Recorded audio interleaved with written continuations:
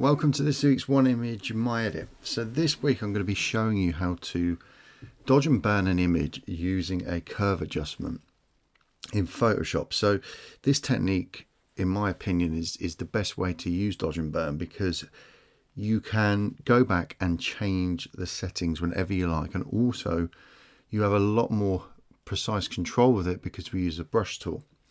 So what is dodge and burn, if you're wondering what that is? So dodge and burn is a technique that was used in the darkroom when processing images, and basically it allows you to darken and lighten areas. And the reason why you want to do that is because you can create a bit more of a three-dimensional look to your images. So obviously, you know, within any image, the lights, the midtones, and the shadows are really important. And you know, having the right amount in the right places is crucial, because it will just give you your images that, you know, like I said earlier, that three-dimensional look. So it's really simple to do. Actually, it's not a difficult process, but if you do this and use it within your images, you will see quite a big difference, okay, in the end result. It's better than just, you know, adding contrast to an image. So the first thing you want to do then is get your image up. I've got this picture of this rose here, and you can see that I'm working at 100%. Down the bottom here it says 100%. If I use the space bar, I can get the hand and just grab this. So I'm going to put the rose in the middle there. So if you come down to the bottom into your layers panel, and if you can't see this, just go to Windows and Layers at the top. Come down to the bottom here, and we want to select a new fill or adjustment layer. So we want to come up to the curves, select that, and the curves panel will appear. So within this, we've got the blacks, the greys, and the whites. Okay, what we want to do is come to the middle point here, which is grey. I'm going to click, and I'm just going to push up slightly. So there. So you can see now what we've done is brightened that image. Okay, and if you click on these arrows here, you can click on that, and it gets rid of it. It gets rid of that that window that pops up. So there's our layer mask here. So what we want to do is now invert that, because we don't want to increase the brightness on all the image. We just want to increase that on certain parts. So you press Control or Command I, and that will invert it. And you can see now the layer mask has gone to black rather than white. So if I do that again, you'll see it will go to white. That's all of the image, and then Command or Control I again, and that has now basically inverted it. So it means that the adjustment is now not seen. And you can see the layer mask there is black. So what that's telling us is that we need to use a brush tool that's white, and then wherever we paint, it will reveal that adjustment underneath. Okay, so if you come to the brush tool, you can press B on your keyboard or just select brush tool up here. And if you come to the very top, you can see here there's a 90 there with a drop down arrow. So that is your tools, your brushes. So you can select general brushes, you can select, say, a soft round brush. You've got different size, and you've got hardness. So the higher the hardness, 100%, that's going to be a real hard brush. Bring that all the way down to 0, and that's going to be a really soft brush. So even though it says 0%, it still will be effective. Then you have opacity and flow. So the opacity is, imagine this is obviously it's a paintbrush, how much paint is on the brush. And then the flow is almost like the flow of paint coming off it. So, or the flow of ink out of a pen. That's probably a better analogy to explain that. So what I like to do is have these quite low. So the opacity, say 40%, flow around, say 70%. Now you can mess around with these and change them, but this just gives you a little bit more control. And now what you can do is use the brackets key on your keyboard to increase the size of the brush. So if I do that, you can see the actual brush gets bigger. So I'm going to make this a little bit smaller. And in fact, I'm going to go into 200% now. So we're working quite close. So I'm just going to make this brush a little bit bigger around there. And I'm just going to start clicking and painting. So you can see there, look, I'm just revealing them areas. Now, if I make the brush smaller, I can then select the highlights that are on the edge there. And if we come in and just lighten this area here, so what you want to be doing is just following the contours of what is already there on the picture. Okay, so you're not looking to create new bright areas, you're just following the areas that already have the light areas within them, if that makes sense. Okay, so just painting this in. I'm going to do this fairly quick. You can take your time with it, obviously, and do a much better job than I am. So you can start painting it in now. If you feel that the effect is too fierce, too severe, then you can just bring the flow down, and you can also bring the opacity down. And it means then you're going to have to go over the same area more than once, probably several times, in order for that effect to start coming through. So the lower you have it, in my opinion, the better, because it's better to build up the effect over several strokes rather than coming in and just doing one great big adjustment. So I'll show you what I mean by that. If I put the opacity in the float all the way up, you'll see that when I click here, be quite aggressive. You can see there, it's quite aggressive. Okay. Now sometimes you do want to use that. You will want that when you're doing larger areas, but just for now, just teaching you about the control, it just helps with the overall effect. So like I said, I'm going to speed this up a bit. I'm not doing this great, but you can see up here in the layer mask, see where it's black? You can start to see the white areas coming through, and at the minute most of that is grey, and that just means that I've not punched all the way through the layer mask. So this is just basically blanking out that effect we have on the curves tool. So that's what I want, because I want it to be a gradual effect. I don't want it to be a real humongous effect, as I said, because it just gives you a bit more control and a little bit of a better end result. So just following these areas here. Okay, there we go. Now what is really good about using the curves tool to do this is that it's non-destructive. So what that means is that we can go back and change this effect anytime we want. So let me just zoom out, and if we come up to where the actual curve tool here is, the curve adjustment, if we double click on that, you can see there is the selection. That's the adjustment that I made.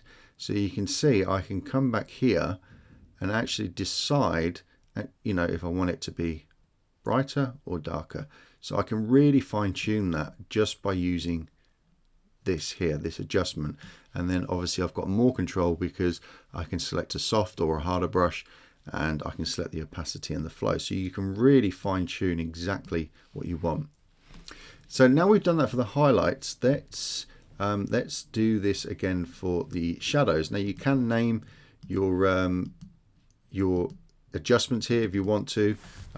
We could call that highlights. Okay, come down to the bottom, and let's do another one. So come up to the curves, and this time we're gonna do the shadows. So click in the middle and just drag this down until you're happy with how these blacks are looking. So it's about there, I think. Again, click on this arrow just to get rid of that extension, that box there, and then you can see we've got a white layer mask. So Command or Control I, that is now black. Okay, we need to make sure that we've got the brush, it's the same brush. We need to make sure we're on white. So what you can do, if you find that yours isn't white, you can click on these boxes here and you can just select whatever you want. Okay, and you can change the color by clicking on these arrows. So make sure it's white, because that's going to reveal the bottom adjustment that we've just made. So again, make the brush a little bit bigger, and now I'm just going to follow the dark areas. So I'm just going to paint in nice and soft and just follow these contours like I did on the highlights. Now the shadows are just as important as the highlights. Okay, so without light you can't have dark, and without dark you can't have light. So you need to make sure that you are paying attention to the shadows as well as the highlights, because that's what's going to give you that 3D effect and make your images pop and come alive. I can't emphasize that enough. It's really, really important. So most people just, spend their time on the highlights because they're easier to see. They're quite instant. With the shadows, it takes a little bit more of a trained eye to kind of see these shadows and where they are, because you're darkening something, and like from this image you can't, it's hard to tell, isn't it, where I've actually darkened it already. So to get around that, you can actually come up to the adjustment that you've got here and just click on this little eye, and that will get rid of the effect. Okay, so that's without the shadows or the darks. If I click on the eye, that's where I've painted. So again, I can see and really control where I am at, and then decide, you know, how far I want to take this. So what I might do is just increase that opacity a little bit more and that flow a little bit more, somewhere for the, you know, for these darker blacks here, just get a little bit more contrast going. Now there is a lot of noise in this image.